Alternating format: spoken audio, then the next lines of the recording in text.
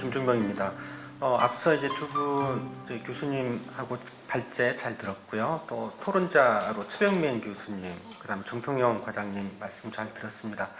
사실 저희가 이제 어린이 병원비 국가보장 추진연대를 꾸리고 작년 2월에 이제 정식 출범하고 지금 1년이 넘는 좀 이제 활동을 좀 하고 있는데요. 저희가 주장하는 거는 사실은 아주 심플합니다.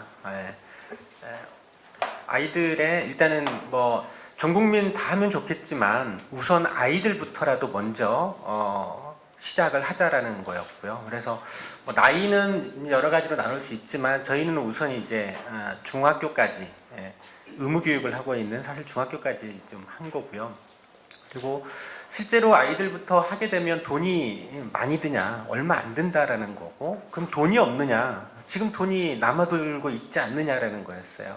그래서 병원비 부담이 큰 게 사실 이제 입원에서 많이 고비용이 발생되기 때문에 입원 병원비라도 하자. 그렇게 이제 계산을 해보니까 이제 저기 있는 숫자가 이제 5천억 정도 나오더라고요.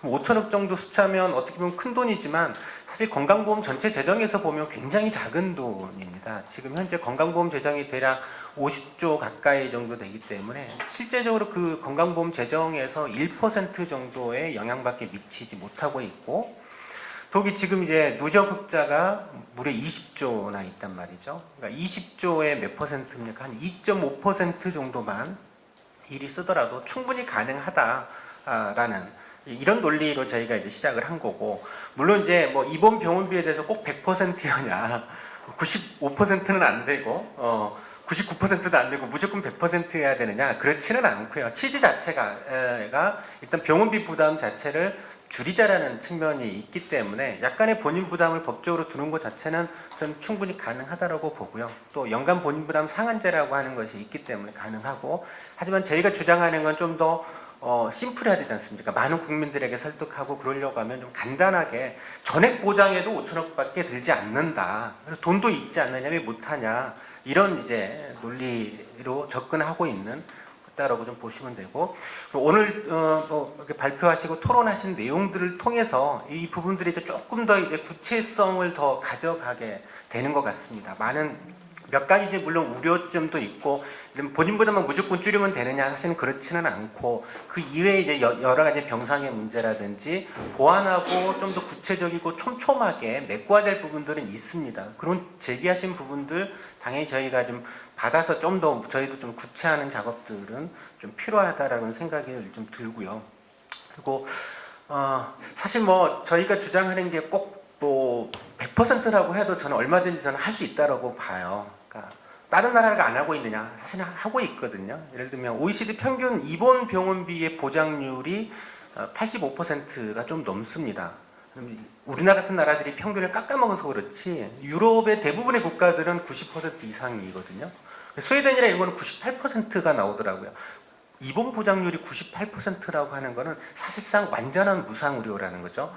그런 나라는 시행이 얼마 하고 있다라는 거죠, 현실에서. 물론 이것을 바로 우리나라에서 도입을 하게 되면 몇 가지 혼란들은 분명히 있을 겁니다. 그런 부분에 대한 보완책은 분명히 필요하죠. 그렇게 좀 보고 있고요. 그리고 2006년도에 노무현 정부에서 이제 6세 미만 소아의 입원에 대해서 이제 본인 부담 면제했을 때 사실 그게 많이 이제 저희가 이 운동을 하는 데 있어서 우려점으로 많이 제기되고 있어요. 근데 제가 알기로는 정부 잘 아시겠지만 사실 좀 왜곡됐습니다. 조선일보에 의해서 상당히 왜곡됐는데, 당시에 이제 이 6세 미만 본인 부담을 완전 면제했더니 바로 전체 진료비가 40% 가까이 폭증했다라고 조선일보에서 보도한 거는 사실 잘못된 보도고요. 그때 이제 정부 보도에 의하면 한 12% 정도 전체 소아진료비가 증가됐다라고 합니다. 그때 당시에 건강보험 재정 전체, 전 국민의 재정이 한 10%씩 증가했었기 때문에, 물론 그거보다 살짝 더 늘어나는 효과가 있지만, 저는 제도를 그거를 운영하지, 도중에 보완하면 되는 거지, 사실 그때 당시에 20%에서 다시 10%로 줄인 이유에서는 건강보험 재정이 그 다음에 바로 적자가 났기 때문에 이제 어쩔 수 없이 이제 한 거고요. 그때 이제 그 제도가 지속 가능하지 않은 제도를 시행했던 건 전혀 아니다라고 저는 판단을 하고 있습니다. 그래서 얼마든지 가능하다. 물론 당시의 현장에서는 사실 이제 저도 의사기 때문에 많이 접하고 들었습니다. 특히 이제 대학병원 현장에서는 응급실이나 이럴 때 소아 입원 환자들이 사실 이게 큰 병원으로 이제 병원비 부담이 적어진다라고 하니까 큰 병원으로 많이 몰렸거든요. 물론 우리가 보장성을 높이게 되면 그런 문제는 또 발생이 될 겁니다. 그 부분 때문에 우리가 이거를 못할 거냐 이건 아니고 당연히 좀 제대로 의료 전달 체계나 이런 부분들을 좀 더 만들어서 촘촘하게 해서 그런 혼란들을 최소화시키는, 완전히 없앨 수는 없을 겁니다. 우리의 의료 이용의 문화나 인식들이 있기 때문에 완전히 바꾸지 못하고 차츰 제도가 좀 안착화되어 가면서부터 저는 안정화된다라고 보기 때문에 사실 보장성 확대되면 대학병원 난리가 나는 측면들이 있어요, 응급실이. 하지만 이제 그런 부분들은 최소화시켜야 되겠지만 때로는 어쩔 수 없이 조금은 감수해야 될 부분도 저는 분명히 있다라는 생각을 좀 하고 있고요. 정통령 과장님이 이제 재정 문제들을 말씀하셨는데, 물론 이제 지금 누적 흑자가 20조지만 이거는 뭐 부가체계 개편이나 다른 문제들 통해서 사실 좀 다시 고갈될 위험 소지는 분명히 있습니다. 근데 어린이 병원비에 대해서는 그 큰 비용이 들어간 게 아니기 때문에 얼마든지 가능하다라고 보고요. 제 개인적으로는 물론 이제 어린이만 하자 이런 건 아니고 전체 국민이 병원비로부터의 부담 걱정 없이 이용할 수 있는 튼튼한 이제 사회보장제도로서의 건강보험의 보장은 확대돼야 된다고 보고요. 그러기 위해서는 사실은 추가적인 재원들은 필요합니다. 그래서 저 같은 경우는 또 별도로 이제 건강보험 하나로 운동이라고 들어보셨을 겁니다. 이제 건강보험료를 올리자라는 겁니다. 그럼 이제 국민도 올리고, 그러면 사업주 부담도 직장가입자는 반반이지 않습니까? 사업주 부담도 올라갈 거고, 국고 지원율도 좀 올라갈 겁니다. 이제 다 같이 이렇게 보험료 추가 재정을 확충을 해서 전 국민이 병원비 걱정 없이 없는 이제 복지국가를 좀 만들자라고 하는 것을 하고 있고요. 다만 어린이 병원비에서는 큰 돈이 안 들어가기 때문에 일단 누적흑자로 충분히 일단 하자. 어린이에서부터 전 국민으로 확대하자라는 주장을 하고 있고요. 이게 전체 국민의 어떤 부담을 늘리자라는 건 아닙니다. 건강보험료를 높이는 거는 절대로 부담이 늘어나는 게 아니라 오히려 줄어드는 효과가 있습니다. 왜냐하면 딴 걸 떠나서 일단 민간의료보험 보시죠. 뭐 실손의료보험이나 민간의료보험, 아이들 같은 경우는 지금 어린이보험, 아이 키우시는 분들 거의 다 어린이보험 가입하고 계실 거예요. 한 달에 4만 원, 5만 원씩 들어가지 않습니까? 그 비용이 사실은 굉장히 많거든요. 성인들도 마찬가지고, 실제적으로 건강보험의 보장을 확대를 하게 되면 그런 이제 민간의료보험으로 불필요하게 나가는 비용들이 훨씬 몇 배의 효과로 줄어드는 효과가 있습니다. 실제적으로는 별도로 이제 가계소득이 오히려 불필요한 지출이 민간의료보험 쪽에서 줄어드는 효과가 있기 때문에 그런 측면까지 고려를 좀 해주시면 조금 더 우리가 이제 전 국민이, 어린이부터 시작을 해서 모든 국민이 병원비 걱정 없는 복지국가를 좀 만들 수 있지 않을까 싶습니다. 마지막으로 오늘 자리를 통해서 저희의 내용들이 아주 심플한 내용들이 조금 더 구체적인 정책으로 좀 다듬어지면서 좀 더 실현 가능한, 실제적으로 프로세스가 집행까지 가능한 부분들로 되는 것 같습니다. 그래서 소아청소년과 협회에서의 우려라든지 이런 부분 충분히 공감을 저희 단체도 좀 하고 있고요. 앞으로도 가능하면 좀 같이 좀 더 논의를 하면서 구체적으로 실행 방안들이나 이런 거를 좀 논의를 더 했으면 좋겠습니다. 예, 이상입니다. 네, 전 서울대병원 소아과에 있고요. 지금 소아 완화의료 하고 있는 김인성입니다. 그러니까 민간보험, 그러니까 민간의료보험을 든다, 그 비용이 좀 줄어드는 거에 대해서 말씀해주셨는데, 사실 소아 환자들이, 그러니까 소아의 엄마들이 민간의료보험을 드는 이유는 제 생각에는 폐렴이나 중이염이나 장염에 입원에 대비하기 위한 건 아닐 것 같거든요. 사실은 그 의료보험을 드는 가장 큰 이유는 주변에서 봤을 때 뭔가 정말 중증 질환에 걸리면 집이 망하더라, 이거를 생각하기 때문에 하는 거고, 사실 이 아까 초록우산 그 어린이재단 발표 굉장히 인상 깊게 들었는데 거기에서 분석한 내용도 결국 중증 환자의 가정이 어떻게 되느냐에 대한 얘기거든요. 아까 정통영 원장님께서 말씀해 주셨지만 전체 비용이 만약에 한정되어 있다라고 한다면 그 중에 굉장히 많은 부분은 정말로 필요한 환자들한테 이 비용이 가야 된다라고 생각을 하고요. 김인 교수님께서 아까 발표해 주신 것 중에 낸 뒷부분에 저희가 이제 낸 의견이 하나 있었는데, 그러니까 의료 돈이 있어도 받을 수 없는 서비스가 되게 많아요. 소아는 간병인이 절대 오지 않고요. 소아는 아무리 활동보조를 구하려고 해도 구할 수가 없고 의료기기도 사실은 굉장히 제한이 많습니다. 소아는 존재하지 않는 서비스를 만들어내서 급여화를 해주는 게 굉장히 중요한데 그런 서비스들이 그 환자들이 너무 소수이기 때문에 만들어지지가 않는 부분들이 있습니다. 그래서 만약에 정말 우리가 어린이가 아플 때 정말 도와주고 싶다, 그거에 대해서 국가가 아프다라고 한다면 진짜로 누가 아픈지 누가 제일 힘든지를 좀 초점을 맞춰서 주장을 해줬으면 좋겠습니다. 선생님 감사합니다. 어떤 질문을 그럼에도 불구하고 소아를 위한 간병인, 활동보조인, 뭐 특별한 기기 이런 게 없다는 거는 아마 이번에 이 어린이 병원비 국가 보장을 위한 전반적인 예산 안에 필히 포함돼야지 않은 예산이 돼야 될 것 같아요. 혹시 또 다른 저는 초록우산 어린이재단의 장예리 사회복지사고요. 방금 발언해주신 부분에 조금 보충을 하고 싶고 저도 지지하는 의견을 내고 있어서 제가 직접 현장에서 사회복지사로서 의료비가 필요한 가정들을 만나는 사람인데요. 한 가정이 딱 똑같은 케이스였어요. 장애 등급이 1급으로 등급이 있지만 얘가 10살의 아이이고 전혀 거동이 불가능하고 호흡기를 하고 있지만 병원에 입원을 할 상태는 아니어서 가정에서 간호를 받고 있는 이런 가정들이 있거든요. 심지어 잠실에 자가가 있는 집이에요. 가정 환경도 굉장히 좋은 편인데 실제로 활동보조인을 구하거나 간병인을 구하는 것이 절대로 불가능한 상황인 거예요. 활동보조인 최고의 시간이 주어져 있지만 실제로 그런 사람들이 오지 않고 가정의료만 받고 있는 이런 사각지대들이 실제로 있지만 이분들은 어디다 목소리를 낼 상황들이 없거든요. 그래서 방금 말씀하셨듯이 이런 서비스가 없어서 못 받는 상황들이기 때문에 충분히 만들어져야 된다는 필요성에 굉장히 공감을 하고요.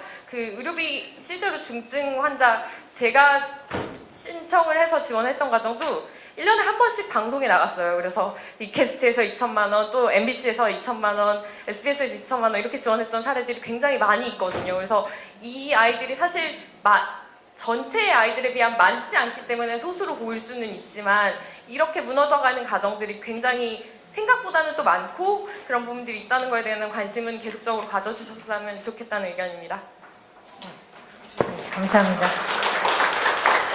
요보아동이라든지 또는 차상위계층의 아이들 또 주거빈곤의 주거 관련해서도 지원을 하고 다방면으로 아동이 있는 가구에 대해서 한국의 저소득층, 차상위계층, 사각지대에 있는 가구에 지원을 해왔습니다.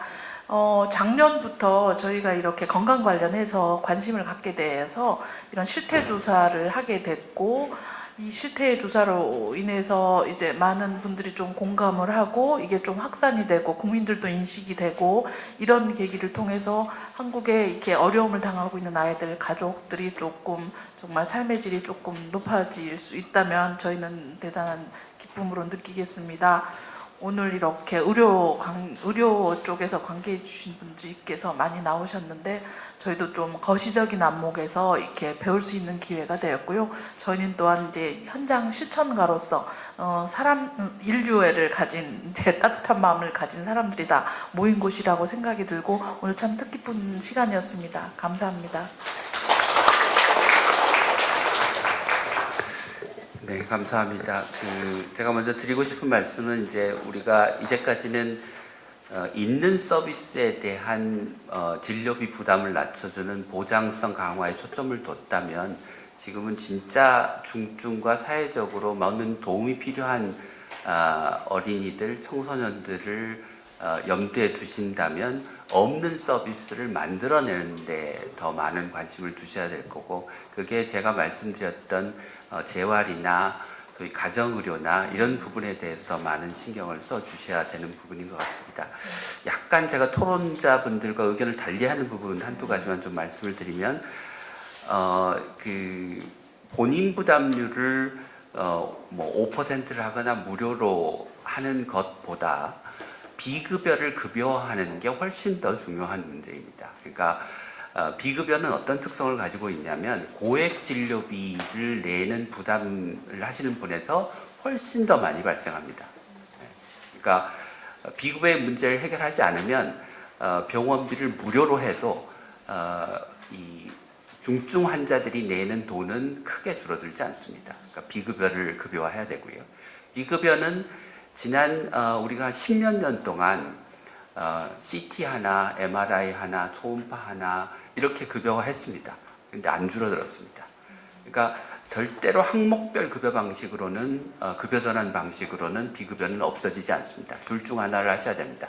지금 있는 비급여를 몇 년, 몇 월, 몇 시부터 다 급여화한다 라고 선언하시든지 아니면 그렇게 항목별로 하시지 않으려면 포괄수가로 다 묶어서 병원에서 무슨 서비스를 하든지 우리는 관계하지 않는다. 대신 질병별로 정해진 금액을 줄 테니 병원에서 잘 알아서 환자를 치료해라. 그리고 그거는 일정 부분 국가가 부담한다. 라고 하는 원칙을 세우셔야 됩니다. 이제 입원 진료비 무료를 그러니까 입원 진료비만 낮춰서 본인 부담만 낮춰서는 되는 게 아니고 외래 진료비도 같이 낮춰줘야 된다고 말씀을 하셨는데 물론 그것도 좋은 방안이긴 합니다. 근데 우리가 의료비 부담이 높은 부분, 높은 환자에서의 경제적 부담을 낮춰주려면 입원 진료비가 외래 진료비에 비해서 진료비의 절대 크기가 굉장히 큽니다. 그러니까 우선순위가 외래 진료비를 낮춰주는 건 상대적으로 낮은 문제입니다. 물론 이제 지난번 과거에 입원 진료비는 무료로 하고 외래 진료비를 그냥 뒀기 때문에 아이들이 외래에 가서 돈 내기보다는 조금 불편할 수는 있지만 입원해서 그냥 무료로 진료를 받으려는 경향이 있을 수 있지만 그건 무료로 하지 않고 일정 부분 본인 부담금을 남기게 되면 외래 진료가 입원으로 전이되는 현상은 그렇게 크지 않을 거라고 생각합니다. 동시에 이제 중증의 문제를 얘기를 하셨는데 중증의 문제를 해결하기 위해서 본인 부담 상한제라고 하는 걸 두고 있습니다. 근데 현재 본인 부담금 상한제가 작동하지 않는 이유는 역시 비급여 때문입니다. 그러니까 비급여는 본인 부담금 상한제의 적용 대상이 아니기 때문에 본인 부담금 상한제라고 하는 제도가 있음에도 불구하고 그 제도가 작동하지 않는 게 문제지 중증의 부담 환자의 부담을 덜어주기 위해서 우리가 뭔가 새로운 제도를 만들어야 되는 게 아닙니다. 일단 비급여를 없애고 본인 부담금 상한제가 작동하도록 하는 것이 중요한 것이고요. 이제 본인 부담금 상한제는 후불로 성화를 받기 때문에 이 돈이 없는 사람들은 미리 내야 될 돈이 없을 수 있습니다. 그래서 이제 있는 제도가 이 재난적 의료비에 대한 지원 제도가 있습니다. 이건 신청을 해서 소득 수준이 일정 수준 이하면 일정 범위 내에서 지금 아마 1,000만 원 내에서 의료비를 지원받을 수 있는 것으로 알고 있습니다. 그래서 이런 기존에 있는 제도들이 다 잘 작동하도록 하는 데 핵심은 비급여가 없어져요. 비급여는 옛날에 했던 방식으로는 절대로 없앨 수 없습니다.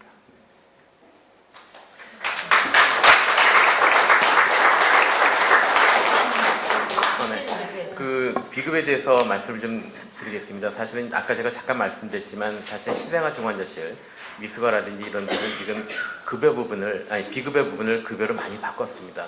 그래야지만 정말 실질적으로 사실 보호자한테 부담이 정말 줄어들거든요. 그래서 그거는 정말 그 정부에서 근데 중요한 거는 의학적 타당성이 있는 겁니다. 충분한 근거가 있어서 그런 것들에 한해서 정말 연구를 하고 해서 정말 많은 지금 비급여 남아있는 것들을 급여로 전환하는 게 정말 필요할 것 같습니다. 의료계에서 정말 원하고 있습니다.